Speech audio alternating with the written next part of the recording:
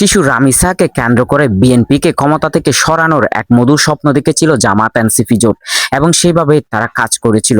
আপনারা একটু লক্ষ্য করলে দেখতে পাবেন যে সালাউদ্দিন সাহেব স্বরাষ্ট্রমন্ত্রী সাথে সাথেই কিন্তু এই যে রামিসার সাথে যেই নরপিশাচ এই ধরনের কাণ্ড ঘটিয়েছে তাদের গ্রেপ্তার করেছে।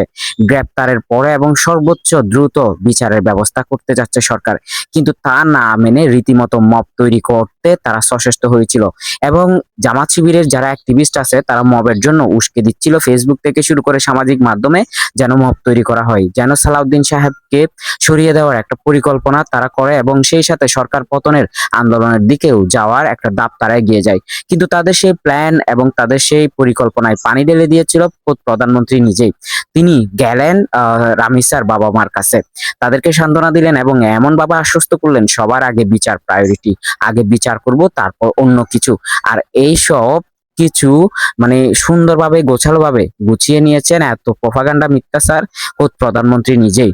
আর এতেই করে একটা তাদের চক্রান্ত মোটামুটি মাঠেই মারা যায়। তবে আসল কথা হচ্ছে রামিসা একটা শিশু, এই শিশুকে নিয়েও রাজনীতি করতে হলো, এই শিশুকে নিয়েও এইভাবে আপনারা সরকার পতনের জন্য এত ধরনের নোংরামি করতে পারলেন।